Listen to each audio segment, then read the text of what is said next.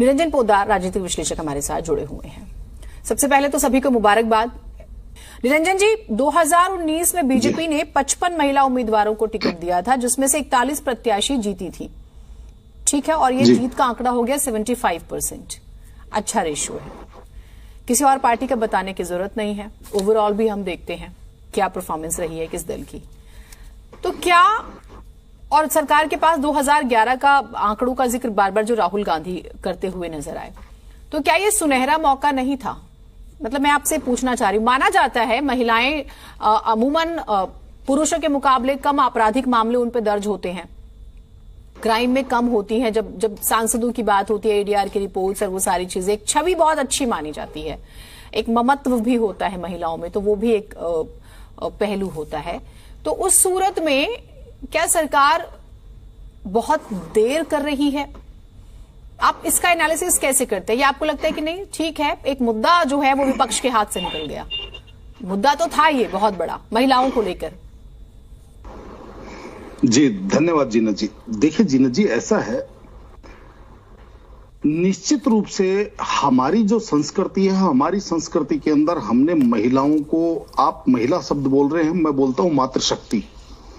और हमारे यहाँ कहा जाता है कि कोई भी बच्चा जब पैदा होता है, उसके बाद में उसकी प्रथम गुरु जो है वो उसकी माता होती है।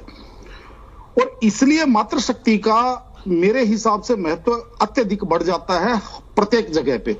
लेकिन हुआ क्या कि हमारा कालांतर के अंदर हमारे यहाँ कुछ ऐसी परिस्थितियां उत्पन्न हुई कि जिसकी वजह से हमारे यहाँ एक पुरुष प्रधान समाज का एक निर्माण हुआ। मैं अभी कुछ सौ साल पहले की बात कर रहा हूं।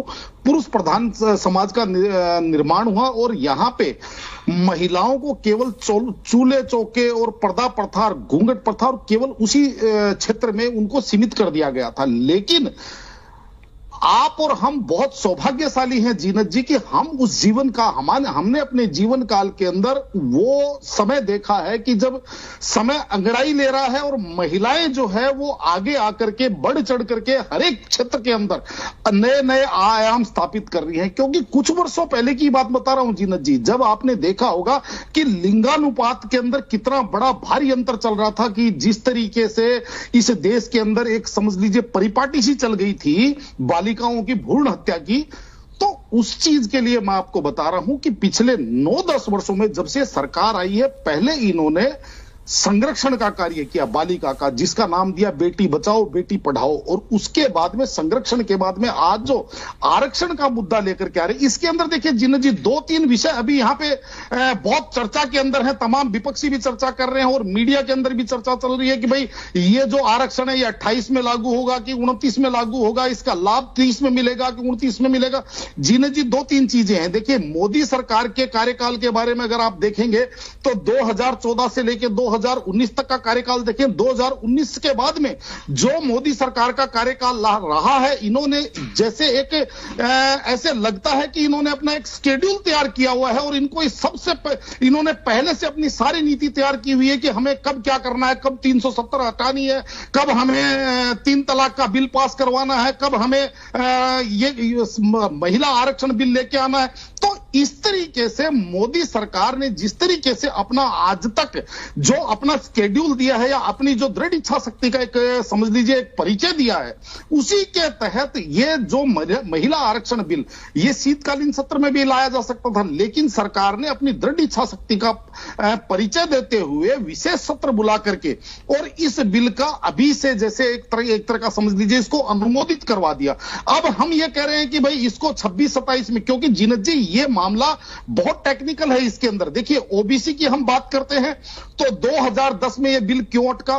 क्योंकि उस टाइम तो Samajwadi party, Bahujan Samaj party, RJD, तमाम जो अटकाने वाले जो दल थे वो चाहे ओबीसी के नाम पे उन्होंने अटकाया, लेकिन अटकाने वाले दल तो सरकार के सहयोगी थे। तो उस समय अगर मान लीजिए आज जिस तरीके से मैं राहुल गांधी जी को सुन रहा था संसद के अंदर, अगर ये चीज थी तो उस टाइम ओबीसी का मामला इसके अंदर ऐड करके और कांग्रेस इसको पास करवा सकती थी। सुनिए, गठबंधन सरकारों की बंदिशें सभी को मालूम है, आपको भी मालूम है भाई। एक वोट सुन लीजिए भी एक सेकेंड, एक वोट से वाजपेयी जी की सरकार चली गई थी ना। गठबंधन सरकारों की बंदिशें सबको पता है। अभी तो आपके फेवर में नंबर हैं, अभी तो लोकसभा में आप है, कोई विरोध कर भी लेगा तो क्या कर लेगा, कुछ नहीं कर पाएगा। ठीक है, आपके पास आप क्योंकि विपक्ष बार बार, वो जो इंडिया गठबंधन है वो बार बार जातिगत जनगणना की बात कर रहा है और बिना उसके संभव नहीं। सब कुछ तो आपके हक में था, फिर इसे आपने फ्यूचर के लिए क्यों छोड़ दिया? वो मुझे आप थोड़ा सा कुछ तो ऐसा बताइए कि मान लिया जाए स्ट्रैटेजी है, सरकार का अपना एक रोड मैप है, वो हर साल एक ऐसा फैसला लेती है, 5 अगस्त की तारीख भी तय है, सब कुछ समझ में आता है। लेकिन ये फैसला, मतलब आपने फैसला ले लिया, सब कुछ आपके हक में है, आप जातिगत जनगणना करवा सकते थे, परिसीमन करवा सकते थे, फिर मतलब ये समझाइए जरा। देखिए जीना जी, सबसे पहले तो मैं आपको एक चीज बताना चाहता हूं कि आप ये मान के चलिए कि जिस समय जो चीज होती है, अगर उसके अंदर हम केवल कमी ढूंढने लग जाए तो हम ये कहें कि ये चीज आज ही क्यों हुई, ये कमी नहीं, सुन लीजिए, एक सेकंड, कमी नहीं है आपसे, एक सेकंड सर, कमी नहीं है आपसे, इसकी क्वालिटीज पूछी जा रही हैं, पॉजिटिव पॉइंट्स पूछे जा रहे हैं, कमी नहीं है। इस देश में 24/7 इलेक्शन मोड में देश रहता है, आज कहीं, कल कहीं, परसों कहीं। अब 2027 में 8 राज्य में चुनाव है, 29 में फिर लोकसभा का चुनाव हो जाएगा, इस साल के आखिर में 5 राज्यों में चुनाव है, अगले साल लोकसभा का चुनाव है, उसके साथ आंध्रा का भी चुनाव है। तो वो छोड़ दीजिए, मैं आपसे इसकी टाइमिंग और उसके पॉजिटिव पॉइंट्स पूछ रही हूं, वो मुझे आप एक बार बताइएगा। हाँ, मैं टाइमिंग की आपको बात बता रहा हूं। अभी 4 राज्यों के चुनाव बिल्कुल मुहाने पे हैं। आप देखेंगे अगले महीने शायद हो सकता है आचार संहिता लागू हो जाए अक्टूबर के अंदर। तो अगर मान लीजिए इसको अभी तत्काल प्रभाव से इसको प्रभावी कर दिया जाता है तो क्या ये चुनाव लटकने की स्थिति नहीं हो जाती? क्योंकि फिर चुनाव आयोग को दोबारा से सारी की सारी एक्सरसाइज करनी पड़ती, दोबारा से चुनाव आयोग को सारी की सारी अपनी रीपरिसीमन, क्योंकि उन विधानसभाओं के ऊपर ये चीज एप्लीकेबल हो जाती है अगर ये आज तत्काल प्रभाव से। तो सरकार ने इस चीज को जिस तरीके से प्लान किया है, सरकार ये चाहती है कि इसके अंदर किसी प्रकार का कोई व्यवधान उत्पन्न ना हो, इसलिए चाहे ये 2 साल बाद में, 4 साल बाद में, 3 साल बाद में लागू हो। और आज जो पास करवाने का सरकार का कारण मेरे को जो समझ में आता है जीनत जी, वो ये है कि भारत की जो चुनावी राजनीति होती है, इसके अंदर चुनाव के अंदर ऊंट किस करवट बैठता है, ये किसी के लिए भी बिल्कुल एकदम सटीक भविष्यवाणी करना मेरे हिसाब से पॉसिबल नहीं है। कि आज सशक्त सरकार है, कल को मान लीजिए 2024 में आसक्त सरकार आ गई, वापस 2010 वाली सी सिचुएशन आ गई कि सरकार की मतलब समझ लीजिए अपंगु सरकार हुई, चाहे वो किसी भी दल की हो, तो क्या वो इस बिल को दोबारा से ला सकती है? क्योंकि संविधान सभा से चर्चा चल रही है। ये आप 27 साल 28 साल लोकसभा और विधानसभा, अभी सर क्या निरंजन जी आप भी फ्लो में बोले जा रहे हैं, एक मिनट सुनिए।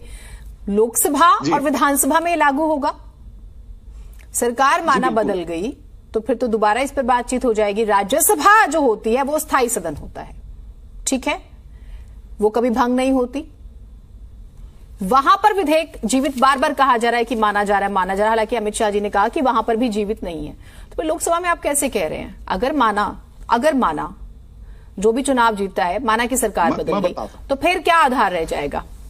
नहीं, मेरा कहने का तात्पर्य यह है, सरकार अब अगर इन दोनों सदनों में पास करवा लेती है और राष्ट्रपति जी के साइन हो जाते हैं, और उसके बाद में जो एक यहाँ पे हमारे संविधान के अंदर नियम है कि भाई कम से कम आधी विधानसभाओं के अंदर इसको पास करवाना है, अगर वो सारी प्रक्रिया पूरी हो जाती है तो कम से कम ये चीज तय हो गई कि महिला आरक्षण विधेयक, महिला आरक्षण संशोधन कानून पारित हो चुका है और ये अमुक समय के ऊपर लागू हो जाएगा। मेरी बात समझिए, सरकार चाहे किसी की भी होगी उसको ये आरक्षण की पद्धति लागू करनी पड़ेगी, क्योंकि फिर ये पाले में चली जाएगी चुनाव आयोग के, और चुनाव आयोग रीपरिसीमन आयोग को देगा, और रीपरिसीमन के बाद में ये चीज चाहे सरकार किसी भी पार्टी की हो, किसी भी नेता की हो। पहली बात। दूसरी बात ओबीसी की बात है जीनत जी, आपको मैं एक चीज बताऊं, अगर ये ओबीसी वाला मुद्दा अगर ये लटकाने भटकाने और अटकाने का मामला है तभी तो ये 2010 के अंदर अटका था, नहीं तो मुझे एक बात बताइए, ये था कि जो अभी तक ये लटका है इसी ओबीसी के मुद्दे पे लटका है,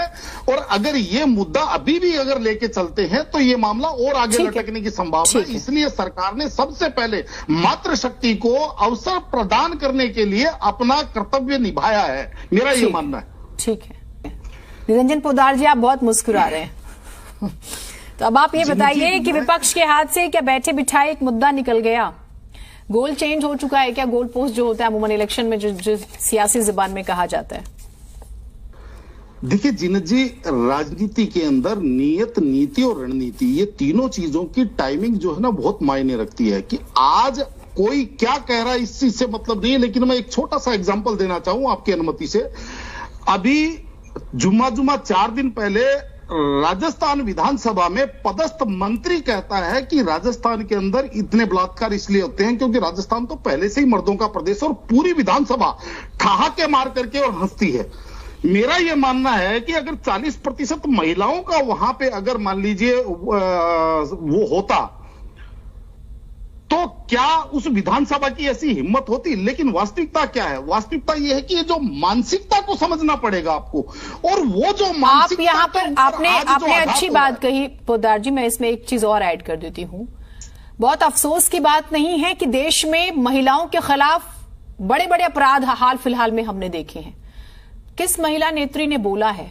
जितनी है उनमें से बता दीजिए, मेरा भी ज्ञानवर्धन हो जाएगा। हम जब महिलाओं की बात आती है तो मैं बिल्कुल भी किंतु परंतु तो बिल्कुल बर्दाश्त नहीं कर पाती। अब मैं ये नहीं कह रही मैं बहुत बड़ी फेमिनिस्ट हूं, मुझे फेमिनिज्म जैसी कोई बात समझ में नहीं आती, क्योंकि ऐसा कुछ नहीं होता। आप सामने वाले को सिर्फ इंसान समझिए, ठीक है? तो आप ये बताइए कि बड़ी बड़ी घटनाएं हो गई, कितनी महिला सांसदों ने किसी भी पार्टी की हो बड़ी ईमानदारी से बात की हो? ये तो आप सोचिए, कोई स्टेट हो सेंटर हो, सबके पास सिलेक्टिव अप्रोच है। क्या ये शर्म की बात नहीं है? मैं जवाब देना चाह रहा हूं जीनत जी। निश्चित रूप से आपने कहा ये बहुत बड़ा दुर्भाग्य है इस समाज का, लेकिन एक चीज देख करके बड़ी आशा होती है। और मैं इस चीज से इस बात से इसलिए आशान्वित हूं कि आज जिस तरीके से महिलाएं रिएक्ट करना स्टार्ट कर दिया, महिलाओं ने बोलना चालू कर दिया है। कुछ वर्ष पहले की बात बता रहा हूं, हमने अपने जीवन काल में देखा है जीनत जी, अगर किसी लड़की के साथ अगर कुछ दुष्कर्म जैसी कोई घटना हो जाती है तो घर वाले उसको चुप करा करके घर में बिठा लेते थे, कोई रिपोर्ट दर्ज नहीं करवानी, भाई इज्जत चली जाएगी। आज कम से कम वो अपनी बात रखना चालू कर दी, चाहे उसके साथ दुष्कर्म हुआ हो, चाहे उसके साथ दुराचार हुआ हो, लेकिन बोलना चालू कर दिया। और मैं इस चीज से आशान्वित हूं कि मेरे जीवन काल में वो समय आएगा कि जब कोई महिलाओं के खिलाफ अभद्र टिप्पणी करने से पहले अपने गिरे बांक में 4 बार झांकेगा और अपने भविष्य की चिंता करके इस बात के अपने मुंह से कोई शब्द निकालेगा। ठीक है, बहुत शुक्रिया आप सभी का। आप लोग जुड़े, ये बहस लंबी चलेगी।